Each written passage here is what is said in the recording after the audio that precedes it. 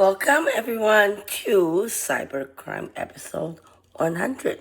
We're going to end this project, well, not yet, but for episode 100 with a bang. And that is called International Cybercrime Laws.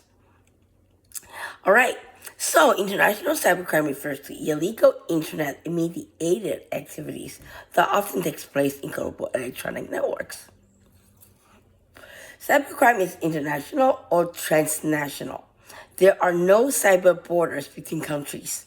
International cybercrimes often challenge the effectiveness of domestic and international law, as well as law enforcement worldwide as well as local. Cybercrime is an escalating issue affecting nations across all levels of developments, impacting both consumers and businesses. The dynamic nature of cyber threats and the accompanying skills shortages pose significant challenges for law enforcement and judicial systems, especially concerning cross-border enforcement. The percentage of countries with legislation in cybercrime in the world is around 90%. Asia Pacific is around 85%, and developed countries is almost 100%. So, it is an escalating issue impacting both consumers and businesses, and as well the percentage countries with legislations is a growing area of law focused on harmonizing national laws and fostering cooperation to combat cybercrime. Key international agreements include the Budapest Convention and the UN Cybercrime Convention, which aim to reduce cybercrime by improving investigative techniques and cooperation between countries. So, the key aspects of international cybercrime legislation. I know it's boring, but it's got to be said, right? So, first, harmonization of laws I went through. I'm going to go through it quickly.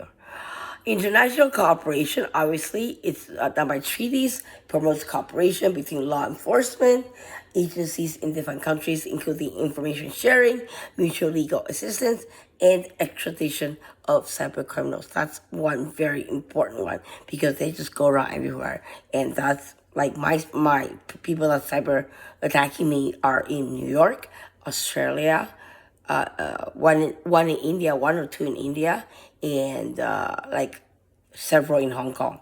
So there's no evidence. That's not the evidence for the police. Fuck that shit.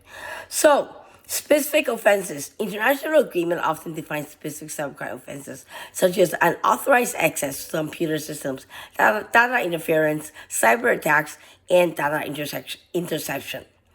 Procedural framework are agreements which also address the procedural aspect of cybercrime investigation, including power of law enforcement to investigate cybercrime and secure electronic evidence.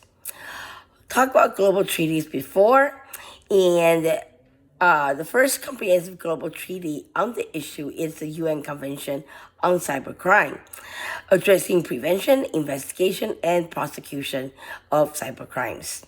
So, example of international instruments. So, Budapest Convention of Cybercrime and UN Convention of Cybercrime. The challenges and considerations we have to actually talk about is scope of application, determining the appropriate scope of cybercrime laws, and ensuring they don't infringe on human rights is crucial. Balancing security and privacy, implementing the gaps.